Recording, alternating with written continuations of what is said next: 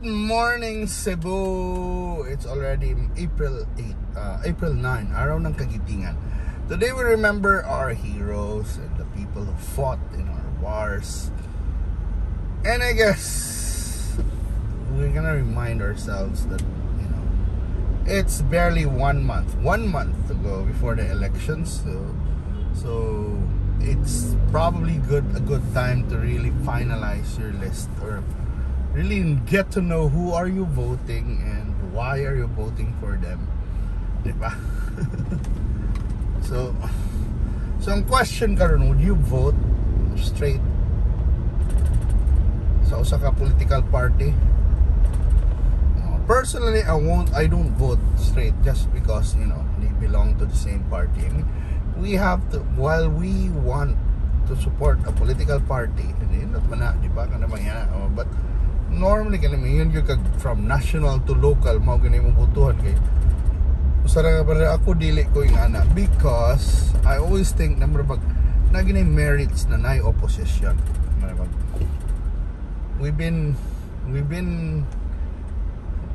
in governments, kana natin several governments na mga super majorities. Dayon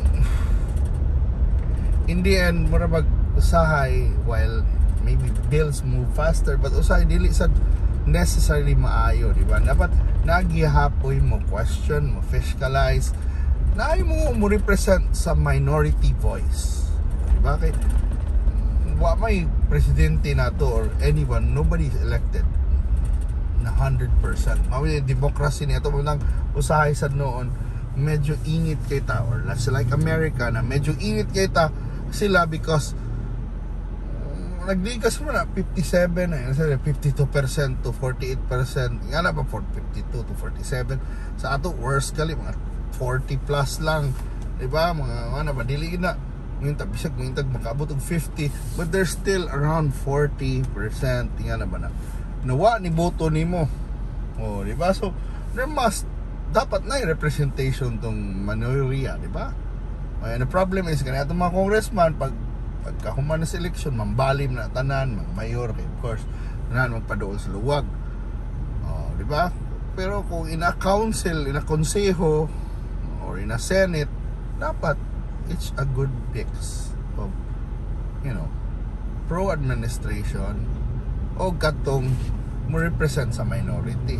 Ako ning tanan ng minority, mas daghan dili, pati sila, pero di ba, move. But of course, lagi dapat mo tingog gihapon og objections or to see mga blind spots ba. Di ba?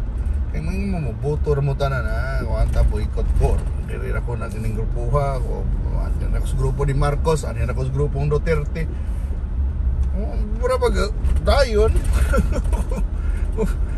Kung ano sa na, maglalis sa ta, maingunan sa mo nabudol ta, mura pag nabudol. Ang punto na, you have to look at those candidates individually. So there are people who are deserving to be voted on both sides. Di ba? Yung gagakuan, bisan yung tan-ano mo, ano ginaibuhaton, kinahitawhanan, marabag tan-aw gini mo, wala gini, wala gini klaro, wala plano diha. Ganahan lang kay sikat siya. Di ba? Maboto lang ka ana kay porke sakto yung partido. Para na ko di sila maayo, di ba? You just blindly kuan, mangun sa kag nabudol ka, don't waste your vote. Let's make our votes count, di ba? So manang studyohin ninyo kinsa inyong kandidato. Una ba na balak, na ba na plano sa inyong industriya, sa imong lugar. It's a good time also to evaluate the incumbents, di ba? Nago ng incumbents, nilingkod na sila tulo ka tuig. Or for senators, unom na sila ka tuig. What have they done? What have they done in the past 6 or 3 years, di ba? Kung nalipay ba ka silang performance? Kaya usay mo, kaning ubang tao, musulpot naman every 3 years na lang, magpakyot, dadali sa ilang aksyon, di ba? Kung sila gibuhat, ilang buhaton, mga sa ilang 3 years or 6 years, ana na magpakitang gilas kita. The 3 years nila, pagkita na silang gilas in their last 3 months. or 6 months o swerte na lang mo kung 1 year sila magpakitang gilas, pero may question na ba na evaluate your incumbent na bagod sila nabuhat ni mas maayo ba yung syudad, kumusta to ilang saat in the past, diba? Ila bagyong gibuhat dili lang kay di alay lang sila saktong partido or nakikuan lang mo imong simpatiya o sa tanawa kung nimlambo ba inyong syudad, inyong lungsod, naabagid mo nakitang improvement, di ba? Nakakuha ba kang benepisyo? May question, di ba? Labi na sa mga incumbent, dapat ba nila silang ilisa na? So may question usahay ba? Di na ito mapangutanan na it's a referendum, di ba? It's a referendum for their past performance. Nagadahan-daghan kay managan ron na incumbent. And nagsalig mo sila, unsa sila dool ba sila sa luwag, nasa sila budget, nasa sila inindot na partido. Pero gihuna-huna ba ninyo? Di ba? Ginoon ba? Una-una to. Mas maayo ba inyong syudad? Kumusta ang kahimtang? From your important issues, kung sabi important issues niyo, if your issue is peace and order, kumusta ang peace and order? Kung negosyante ka, kumusta ang business environment? Nailambo ba? Maayo ba? Diba? Wa ba kakikili? Dali ra ba ang proseso sa mga pag-renew or pagpalambo sa imong negosyo? Diba? Kung ingana ba? Daghan kay dali na kay musaway tayo. Ani atong syudad. Then yet you elect the same people. Diba? Na ba kayo mga yangungo? Diba? Sa atong imong lugar, sa imong country, di ba? There might be also political issues, of course, na involved. Like, for example, kanang pagpreso ni Duterte sa ICC, kung importante ba na sa imuha, di ba? Kung kuhaan yung ka. And how does it affect? Kali mong, if you really like Sara Duterte, dako kay kang supporter, kani mo mga congressman ba na meron ba ni pag-impeach niya, di ba? Asa man ni sila naka-alyansa, di ba? Kung naka-linya ba na sila sa alyansa, di ba? Imo ginang susihon sad. Pero wala gina. Mo sang evaluate lagi kay usahay. Maybe di mo pareho partido, maybe di mo ganang prinsipyo ninyo, pero man yung performance sa inyo, labi na sa executive, saka na sa Congress, o lahi na istorya kay po man yung mga mo align sa imong national issues.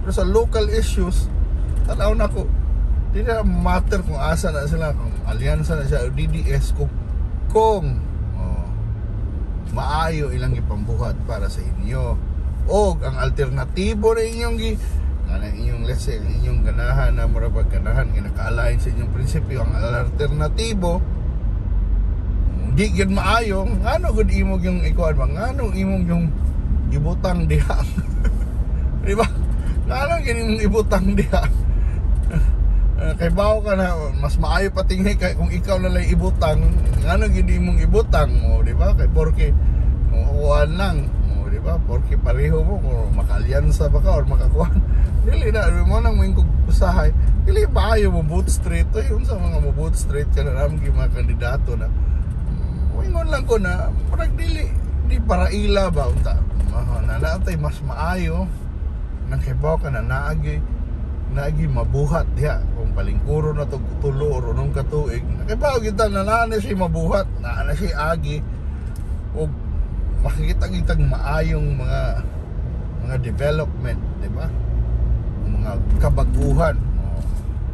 So wala, 1 year, 1 month to go, araw kang kagitingan ba yun, mangita magiting ba ni, are these people we're trying to elect have the values of our heroes, so, di ba?